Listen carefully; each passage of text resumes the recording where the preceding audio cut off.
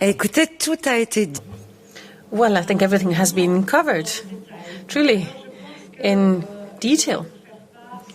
So I think that I will share with you the feeling that I had, the atmosphere during the course of today. It is, of course, a great honour and a great pleasure for me to have welcomed my colleagues, the European Defence Ministers, here. It was an informal meeting, that is true, but in terms of the intensity of the meeting, the content of the meeting, as has already been said, it was a highly important meeting. And we really took the time, we took this opportunity to discuss things at length.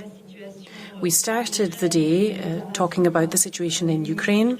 We had a declaration from the Ukrainian Minister of Defence who reminded us of how important and how urgently necessary our assistance is. The assistance that we've already provided and the assistance that we can still provide in helping them to defend their country from the Russian invasion. So we had that declaration, that statement, and then an exchange of views amongst the Ministers of Defence talking about the joint efforts that can be made in order to support Ukraine in both the short and the long term. And I really want to stress this point. This is a message that I have been upholding since I took on my role as the Belgian Minister of Defence. We are there, of course, to provide the equipment that is necessary for the immediate defence of the Ukrainian territory and people, but we are also there to help Ukraine to modernise their own armed forces so that once the war is over, we hope they will be able to continue to defend their own territory. So when talking about providing assistance to Ukraine in the short and long term, the figures are those that were just given to you a moment ago. You will have noted that these were significant figures, which really testify to the commitment of the European Union in its support for Ukraine, despite what some say. The figures don't lie. People say what people say, but the facts and figures, the figures are what they are. We are engineers, mathematicians ourselves. We were talking about that earlier on. And so really it's the numbers, it's the figures that count. So the 28 billion euro for military aid for Ukraine. Is it enough? Should we stop there? Certainly not. And that is why we've had this exchange, and each country has been able to express what they intend to provide to Ukraine in the short, medium and long term, including Belgium, of course. For 2024, we have 611 million euros as a budget for military support for Ukraine, which is more than double the assistance that we had provided to Ukraine hitherto. And then another very important point, I believe, for today was that we have achieved one of our initial industrial targets, and that means that we've kept a promise, we've stuck to a commitment. We've got a European defence industry that has really met those targets in terms of production of ammunitions. 1 million as a minimum production capacity for ammunitions was the figure cited.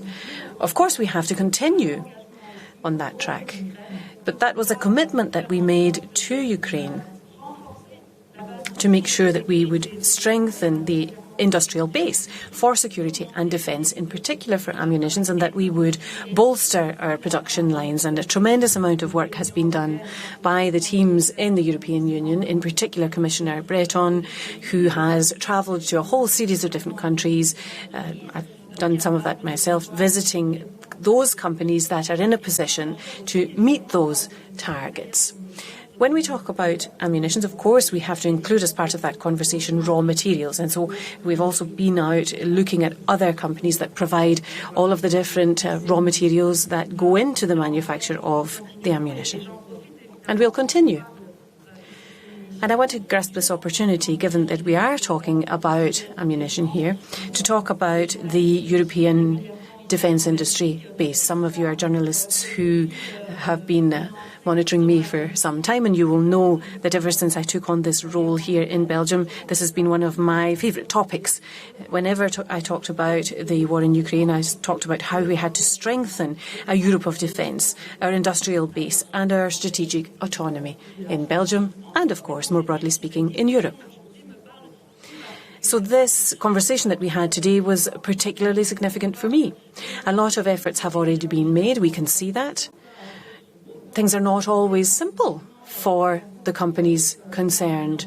For many years now, the investments in armed forces have been going down in various different countries. So we have to get things back onto the right track now. We've all understood exactly what is at stake here, and we certainly should not waver. We need to continue.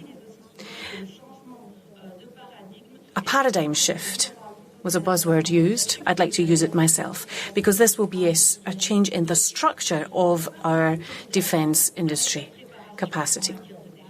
We're talking here also about defence readiness, strengthening our industrial base as part of that. And it's not just that. When it comes to defence readiness, we also need to look at defence budgets, modernisation of equipment, training of staff, strategic autonomy, as I mentioned a moment ago, capacity building, strengthening military mobility, which is another important point, particularly for Belgium. We, together, had the opportunity to attend and speak, give an introductory address at a conference on military mobility. And that was very important, and it's part and parcel of how we deal with the challenges that we face today. And of course, we need a rapid deployment capacity as well. That was another one of the issues that we dealt with as part of today's agenda. I won't go on at much more length. I want to leave some time for questions. But a final, very important topic that we dealt with today was the Sahel region, sure enough, and everything that's happening in the Red Sea. For the Red Sea, let me just once again say how important that region is for our country. We are in the presidency today as part of the EU's rotating presidency system. And so just to call to mind that we will be involved in the protection of the trading ships that are in the Red Sea.